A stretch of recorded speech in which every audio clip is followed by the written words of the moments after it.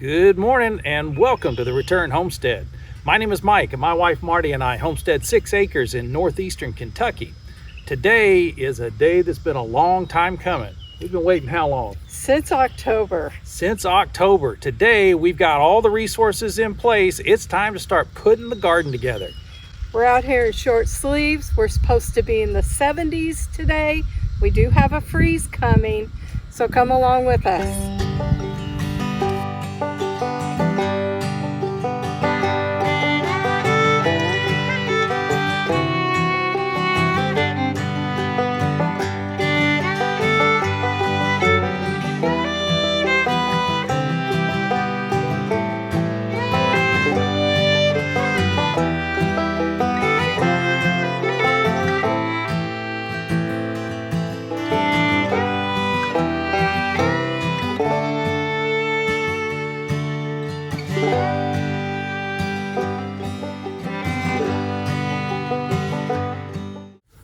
All right, so we have the four-wheeler out. We got the trailer up and running.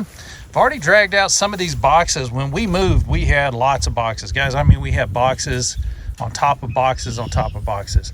And we saved every one of those. So we've got this massive pile of boxes out there in the barn. And we want to get it out here to the garden. We're going to use this in the bottom of the beds. And that's going to help us prevent weeds from growing through. So we ought to be able to prevent those weeds just by keeping the bottom covered. And those the grass that's growing down there right now will get stopped. And we'll have good clean beds to work in, at least for the first year, till we get weed seeds up on top. We have some plans for how to mitigate that as well. You want to pull your tape off. The dye on these boxes is okay, it's vegetable, but you don't want this in there. Yeah, that cellophane tape's got to go. Once we get all these boxes pulled apart and in here, we've got our gigantic pile of compost out here. We've got to start ferrying that up the hill. And we'll get that all brought into the garden, get these beds filled up. And I think Marty's even got some plants that need to get planted. I do. My brassicas, which is broccoli, cauliflower, anything like that. I've got lettuce that has to come out, several herbs that will be coming out. Once the daffodils and the dandelions are in bloom, you're going to plant your onions. You can plant your potatoes. You can plant any root vegetable such as beets, carrots, parsnips, anything like that.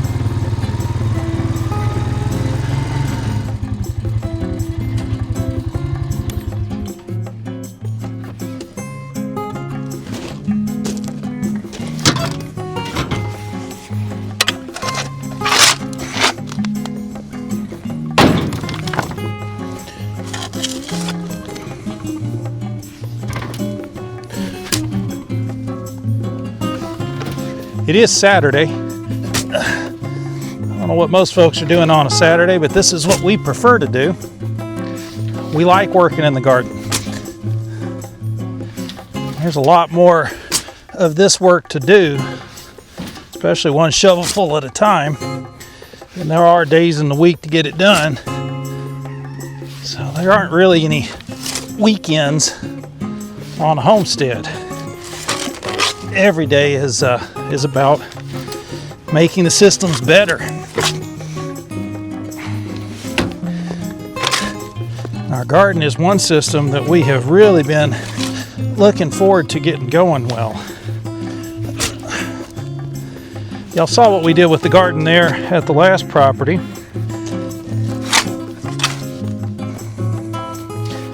We were producing a good bit of food and weren't really putting enough effort into it, that's for sure. I had a job that was taking up way too much of my time. So I was spending Too many hours worried about that. Not enough hours worried about the food we were producing. You know, that's the system that's set up out there. Don't worry about producing your own food. Just go out and get a job, pull in a paycheck, and the sort of the social promise there is that the paycheck will be enough to cover your food. The only problem is you're left at the mercy of what food they want to serve you. And based on some of the new information that came out with the new food pyramid, it's pretty obvious they haven't been feeding us right.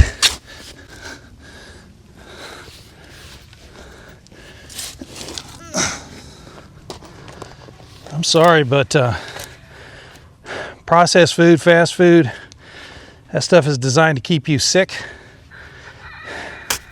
unhealthy, miserable, and addicted. They want you coming back for more and more of it every day. Spending more of your hard-earned money on food that isn't providing you with any nutrition. That's one of the big reasons that we got started into homesteading in the first place. We were sick and tired of being sick and tired, and we recognized that it was the food that was making us that way. So we got busy doing something about it.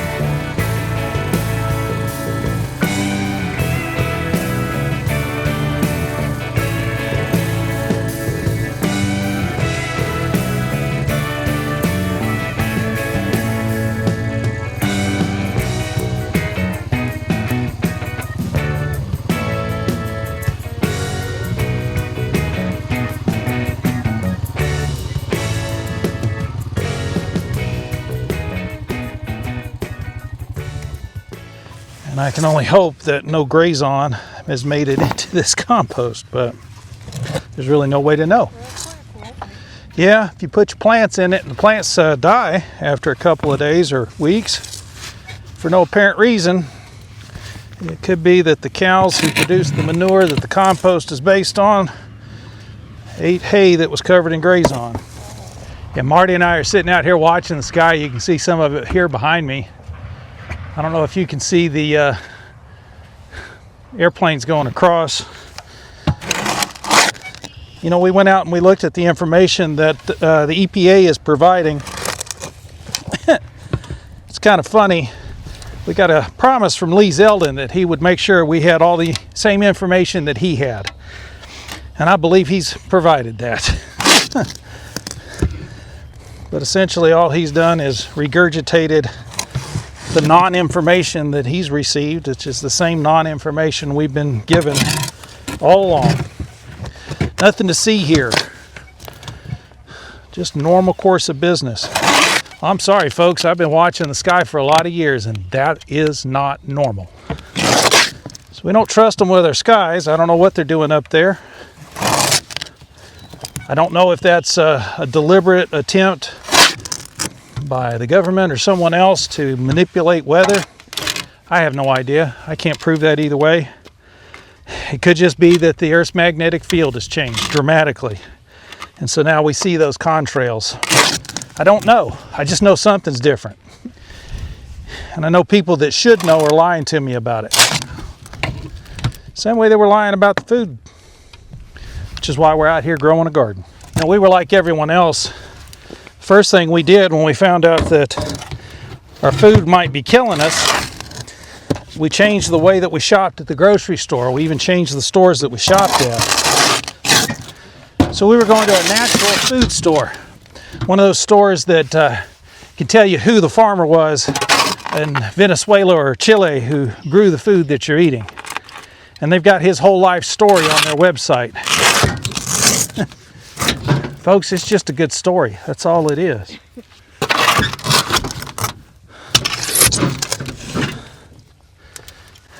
just like the label organic. All those labels telling you it's natural or all natural, those things don't mean anything. If you want good, healthy food, you got to grow it. Eat what you grow what you eat.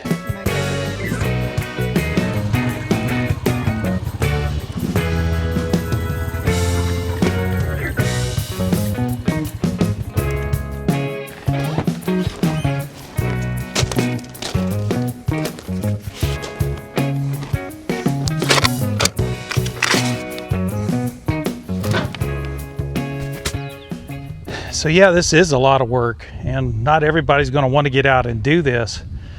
But one of the things that drove us out here and got us busy on the homesteading adventure in the first place is the fact that the Bible does say we're supposed to be gardening. That's why we were created, was to keep and tend the garden. And you have to have a garden in order to do that, hence the return to the land. And there's going to be work to do if you've got land, hence the return to labor. But it's the return to life we're really the most interested in. And that comes from eating good food that you produce yourself in your own garden, doing the work that you were designed to do. Everybody's been lying to us all these years about making sure that we earn more money and we get a better education so that we can earn more money, and make good investments so that we can earn more money. And all of that is so that we can earn more money. It's really not getting us anywhere. Everybody's unhealthy. Everybody is sick to death of the food. They're sick to death of the politics. They're sick to death of the manipulations that they see all around them. But we're stuck. And so the only answer we could come up with was to get back to what we're supposed to be doing. And that's gardening. So that's why we put so much effort into it. That's why we're so excited today to be shoveling around a bunch of compost. It's a great day for us. We're really extremely excited for this. We've been looking forward to this since the day we got here back in October. And it's finally here. We finally get to get the garden going. It's time for everybody else out there to start doing the same. You're going to need to feed yourself here shortly. The only way you're going to know how to do that is if you get busy learning now. Yeah, we were just excited that we finally moved into a house we didn't have to remodel.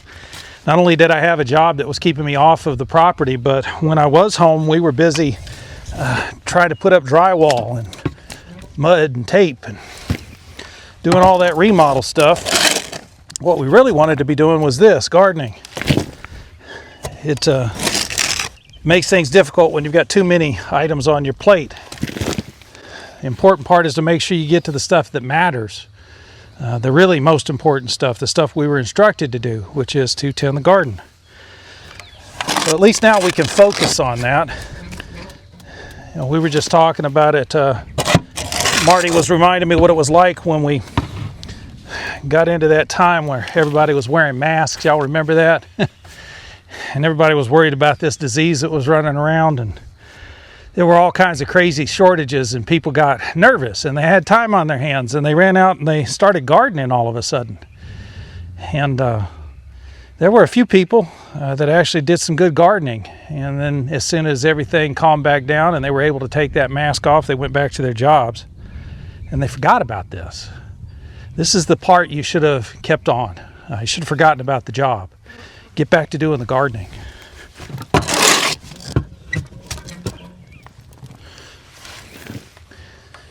Yeah, it's obvious we do still have quite a ways to go to get these things filled up. It's definitely a full 2 yards and then some to fill these things. So we've got a little way to go yet. What did I figure that as? 54 cubic feet. So to fill one of these beds would actually take 54 of those little plastic bags that you can get at the big box store. Hey, if that's the only way you can get your compost, then by all means, go and buy it that way. You don't have to build 17.5-inch tall raised beds either. You can build raised beds that are just 6 inches tall. Or just put it in the ground. You may have good enough soil, you don't even need to have a raised bed. We know that just below the surface, we've got really thick, heavy clay. It's going to be hard to grow in that. I tell you what, if y'all think this was a crazy investment on our part to go and spend all that money on a big old pile of compost, Y'all do the math. Go out and do the shopping. Look at the 1 cubic foot bags of compost that you can get. Or even look at the raised bed soil. They've even got some that's labeled that. See what that's going to cost you. I saw some of it earlier. We were rolling through a big box parking lot, and they had all their pallets of different potting mixes and composts out there. And there was one labeled raised bed soil. It was $8 a bag, y'all. 54 cubic feet, 1 cubic foot to a bag, and it was $8 a bag.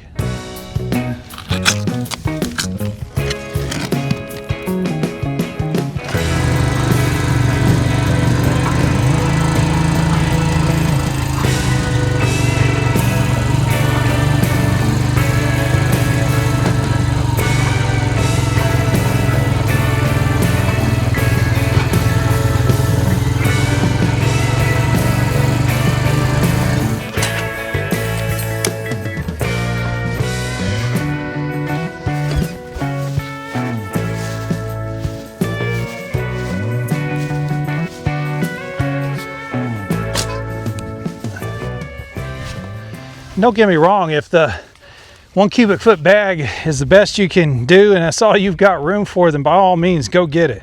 Even if all you do is cut the top of it off and put a tomato plant in it and sit it out on the balcony as is. That tomato will grow, it will produce some food for you. Is it going to feed you for the year? No, it's not even going to come close. You may only get a few salads out of that, or maybe enough for a pot of pasta sauce, 1 pot. But the flavor of that tomato, oh man, it's like nothing else. I was watching a person doing a documentary on genetically modified foods, and they were talking to the guy in Israel who has designed most of the tomatoes that you find in the store these days.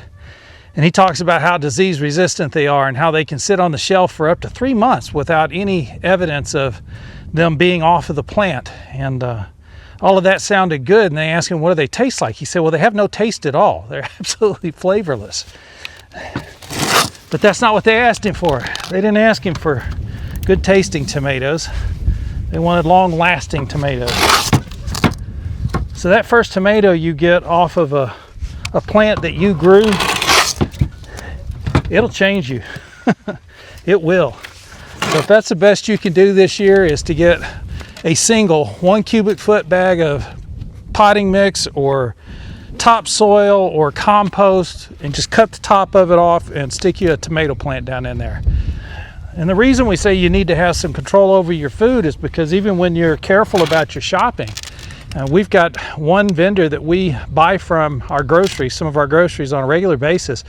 It's a heavily curated line of products, and they're very careful about what they allow in and what they sell. And so we were shopping for sugar substitutes so that we don't have to have extra sugar in the diet. And we found one that was exactly what Marty was looking for. She went ahead and ordered it. And then I went to reading the label closely, and it said that it contained an all-natural grain extract. But they don't explain exactly what that is. So even the curated products, there's no guarantee, no certainty. You know, it's really a shame that that's where we've gotten to in our society, right? We can't even really trust what people are telling us about what they're selling us. Even this compost, we don't have any guarantees on it. We don't have any communication from the composter. They won't take our calls. So we really can't find out anything at all more about this stuff, other than it was produced in a Kentucky licensed and approved facility. The only real confidence we had in buying it was that the nursery that sits right in front of the composter is an Amish nursery, and they use the stuff. So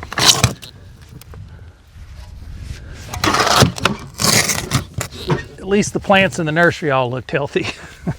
So companies gave up on quality assurance engineers. They went out and hired PR reps, people who could tell a good story, instead of people who can make a good product. That's why you got to grow it yourself. Once you've got a belly full of good food that you grew yourself, and you've got a pantry full of that food.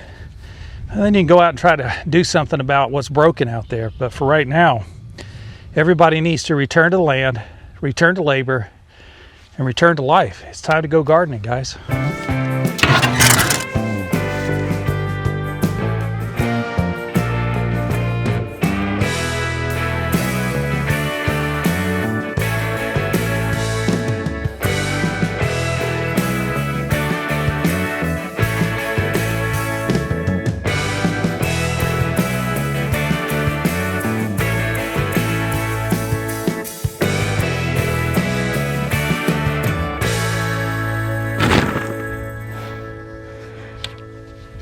How many, when you were growing up, said, I want to grow up and play in manure?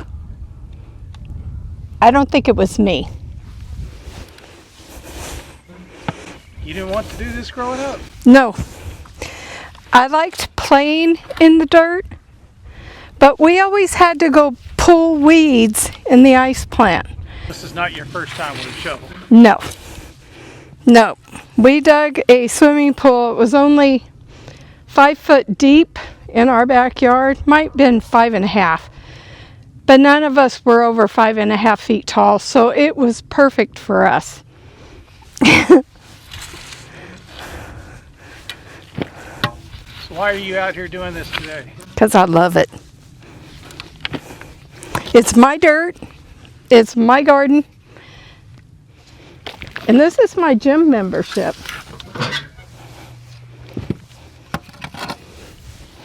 What doesn't kill you keeps you young.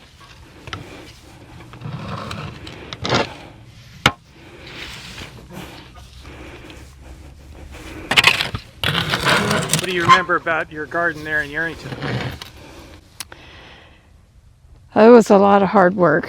So we carried horse manure from the neighbor's yard over to our garden.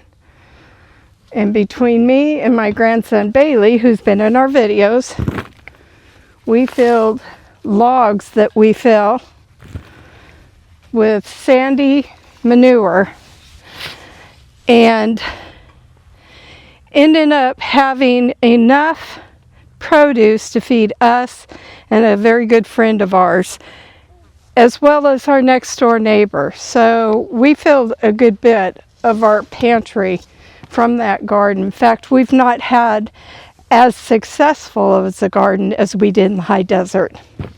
And we had a very successful garden, but the big difference with gardening here and gardening in Nevada, one, you can throw anything on the soil, it'll grow here. Pest pressure through the roof. So between vine borers and squash bugs, we really struggle to grow things like melon, squash, your cucurbits, which is your cucumbers and stuff like that. In the desert, water was the big deal, and we watered all the time. Here, you don't have to water as often. In fact, we've got a big storm. We're once again racing to get the beds full, to put the plants in so that we can get them out in God's rain, because they seem to thrive when we have a thunderstorm. I don't know what it is, but the thunderstorms really do boost the growth of a garden. So we're wanting to get at least my brassicas in the ground before that storm hits.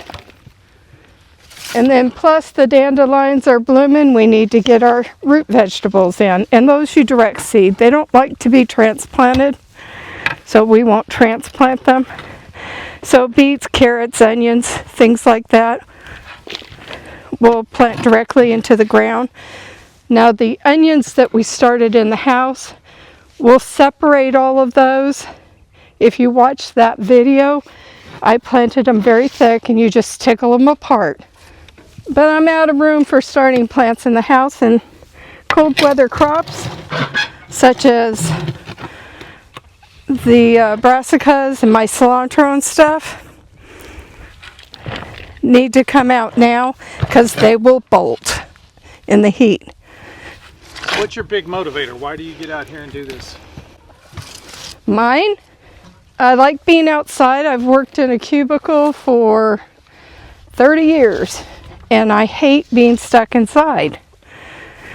So to me, this is freedom.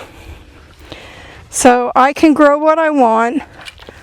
I can grocery shop in my own pantry.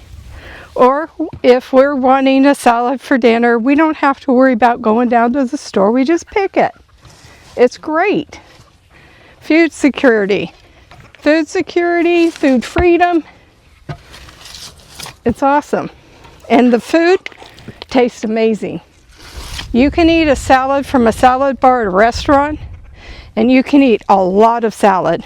You eat a salad that you grow, you're not going to be able to eat even half of that. So you'd be doing yourself a huge favor by growing your own food. The taste is amazing. It makes it fun. I'll let you get the rest, honey.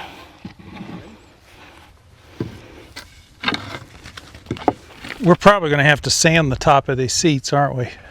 They are pretty rough.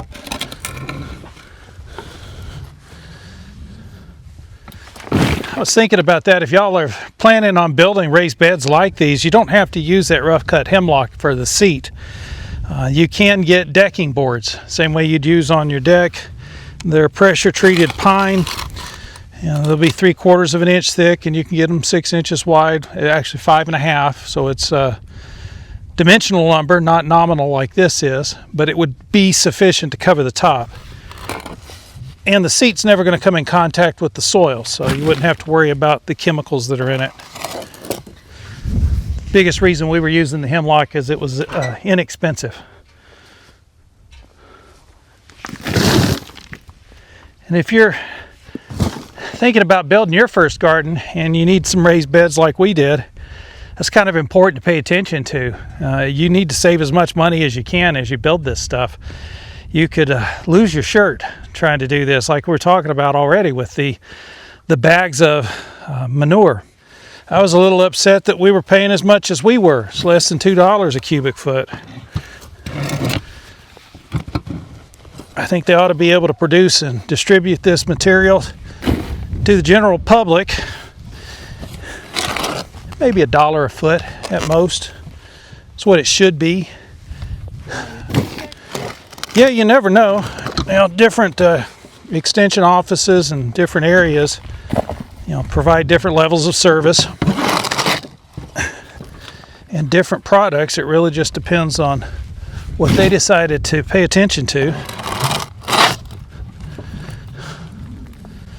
But if you're really interested in providing food security to a population, this is what you need to provide for them.